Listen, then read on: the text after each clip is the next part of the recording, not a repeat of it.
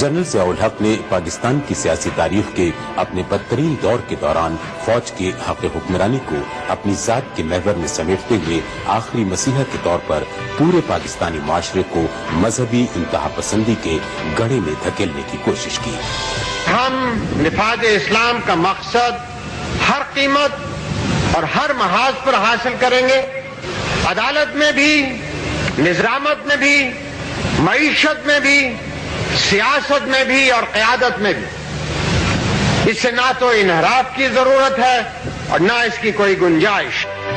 General Ziaul हक ने बिलुमूम पूरी कौम और बिलखुसूस पाक फौज को ईमान, तक़वा और जिहाद फी सबीलिल्लाह जैसी मजहबी जुनूनियत में मुब्तला कर दिया।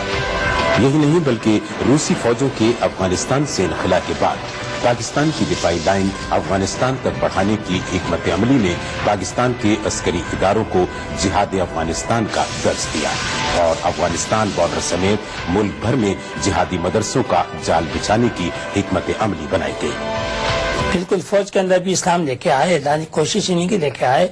और फिर सबसे बड़ी बात यह है कि फिर अमेरिका के साथ मिलके उन्होंने अफगानिस्तान के अंदर मदाखलत की, जिसको एक प्रॉक्सी वार कहते हैं, वो कि मुजाहिदीन को तैयार किया। तो ये सारा जो कुछ भी उस वक्त हुआ है उसके असरात हैं जो आज हम हमारे सामने हैं और जिसकी सजा हम इस वक्त भुगत रहे हैं।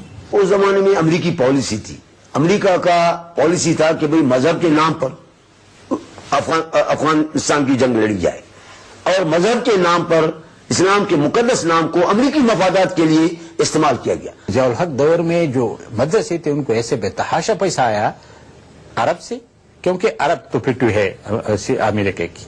उनने कहा कि ये मदरसों को पैसे दे दो, जो सैलाब की तरह पैसा आया, मदरसे बन गए, उसमें लोग आ गए, उसमें ट्रेनिंग शुरू हो गई।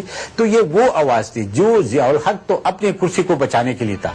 मैं मोहम्मद नवाज शरीफ सिद्ध के दिल से हल्फ उठाता हूँ कि मैं मुसलमान हूँ। खुद मियां नवाज शरीफ ने उस जमाने में, आज के नवाज शरीफ की मैं बात नहीं कर रहा, उस जमाने में मियां नवाज शरीफ ने खुद ये कहा था कि मैं ज़ियाउल हक के मिशन को आगे बढ़ाऊंगा।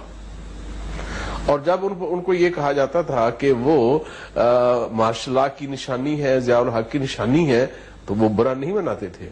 आपको याद होगा कि ज़ियाउल हक की जो पहली 1 या 2 बरसी हुई थी उनमें खुद मियां साहब शरीक हुए, बड़ी सपोर्ट उन दी और वो कहते थे कि हम ज़ियाउल हक के मिशन को आगे बढ़ाएंगे।